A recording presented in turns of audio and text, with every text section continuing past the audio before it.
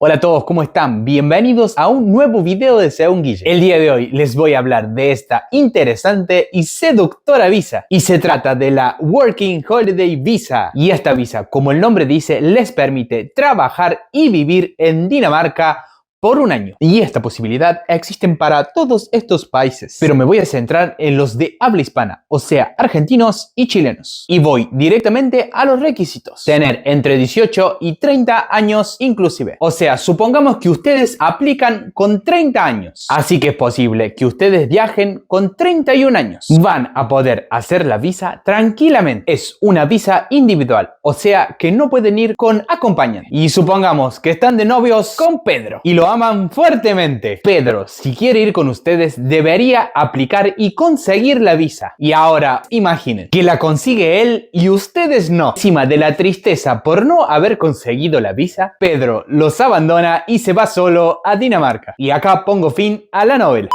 Es posible realizar esta visa una sola vez en la vida, pero pueden aplicar la cantidad de veces que sea necesario para conseguirla, obviamente cumpliendo todos los requisitos. Tener un seguro de viaje que cubra el tiempo total de la visa, que el pasaporte posea 2 años de vigencia después del ingreso al país, y son 150 cupos en total para argentinos y chilenos, y serían 75 de marzo hasta agosto y 75 más de septiembre a febrero. Ustedes deberían aplicar el primer día y a la hora de abertura de turnos. Antes era posible aplicar desde el exterior. Desde el 2022, los documentos se deben presentar personalmente en las oficinas de BFS en Buenos Aires y en la embajada danesa en Chile. Billetes aéreos de ida y vuelta o fondos suficientes para comprar ambos. Claro, el de ida lo tenés que comprar sí o sí. Si no, ¿cómo llegas? Pero así dice el requisito. Y volviendo. Y si no presentan ninguno de los dos, tienen que demostrar el equivalente a 10.000 coronas. Fondos suficientes para solventar su estadía en Dinamarca, equivalentes a 15.000 coronas. Y haciendo un cálculo rápido, necesitan 25.000 coronas para aplicar a esta visa. Y ahora voy a hablar un poco de los beneficios de la visa. Poder vivir en este hermoso país escandinavo por 12 meses. En el caso de los chilenos, les permite trabajar por 6 meses. Y para los argentinos pueden trabajar 9 meses. Podrán estudiar danés 6 meses gratis.